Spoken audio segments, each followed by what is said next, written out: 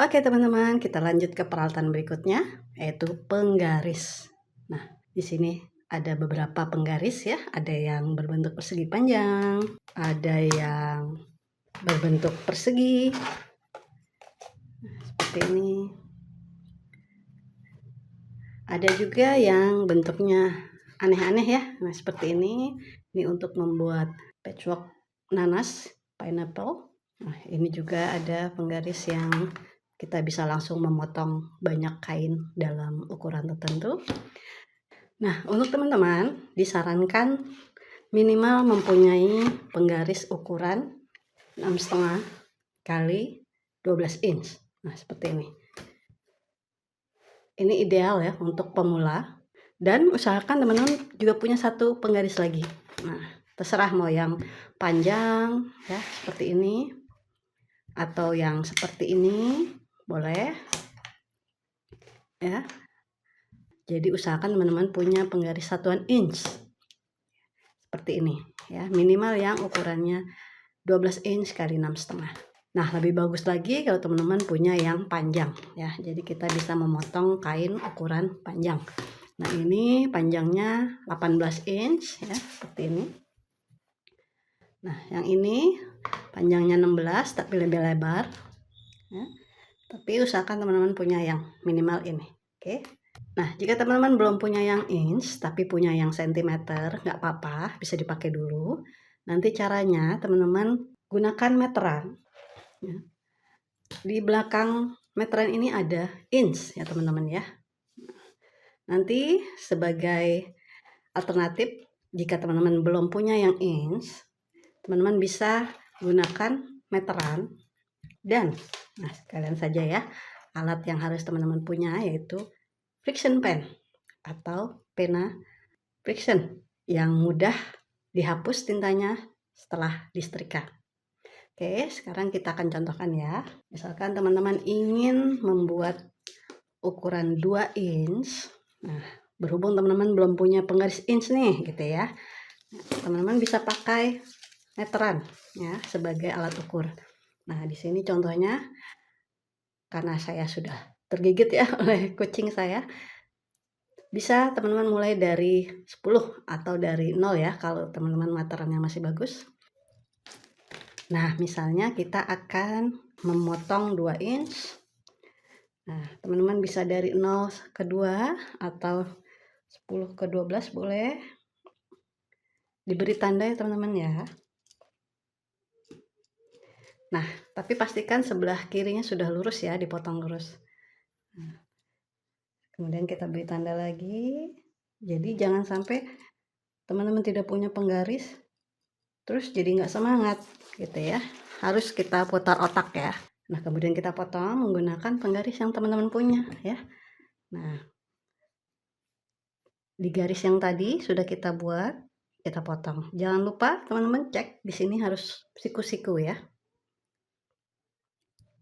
Kita potong. Nah, seperti itu ya teman-teman ya.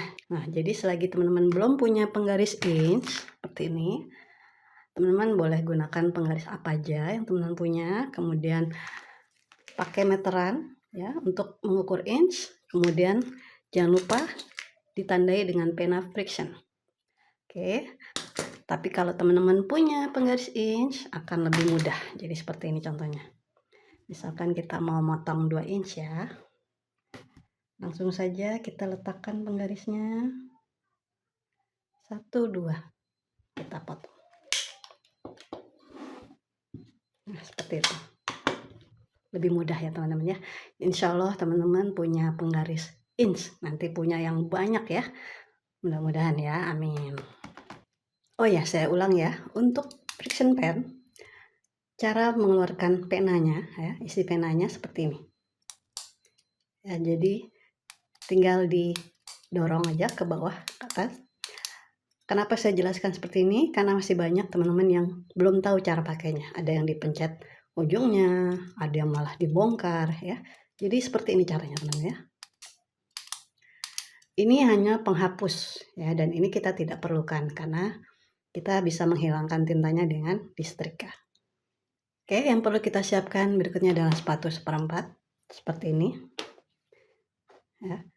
Usahakan teman-teman punya yang seperti ini ya teman-teman ya. Nah, untuk janom ada yang seperti ini boleh dipakai ya.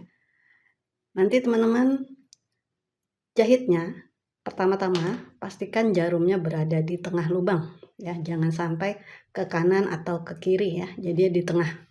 Nanti teman-teman atur lebar jahitannya ya di mesin jahit teman-teman. Yang ini juga sama ya teman-teman ya, ada di sini lubang ini.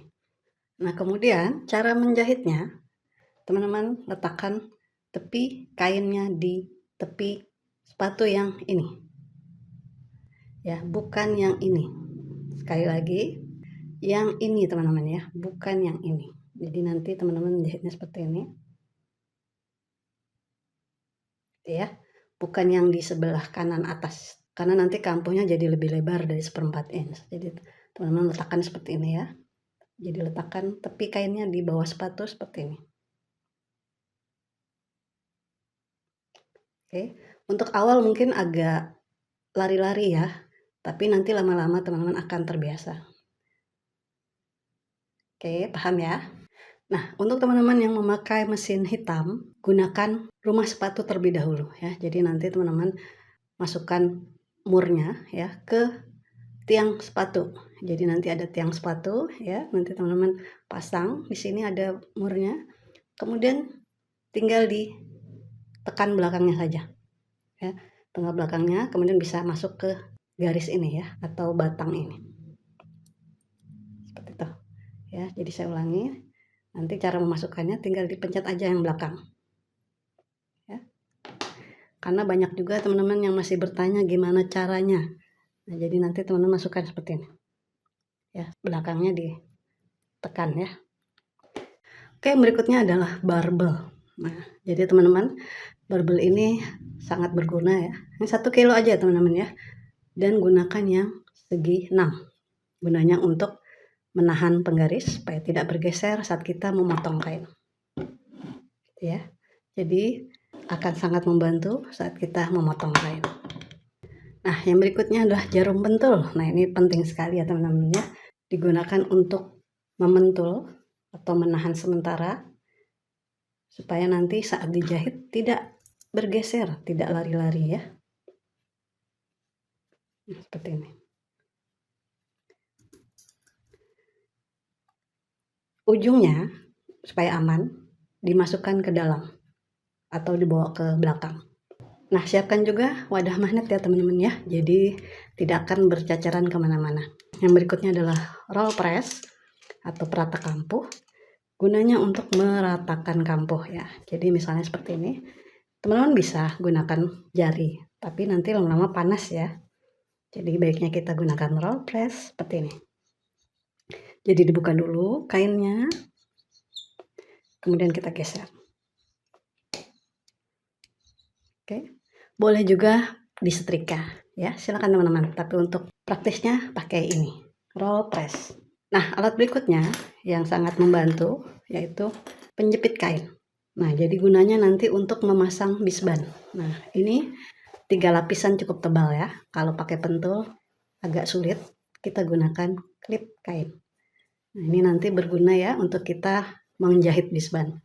Jadi nanti kain bisbannya ditekuk, kemudian ditahan dengan wonder clip, kemudian dijahit. Minimal punya 10 ya teman-teman, kalau punya lebih banyak lebih bagus lagi.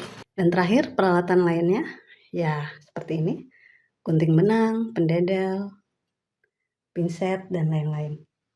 Oke teman-teman, saya rasa cukup penjelasan peralatan. Silakan teman-teman siapkan. Nanti kita akan praktek di video yang berikutnya. Sampai jumpa lagi teman-teman.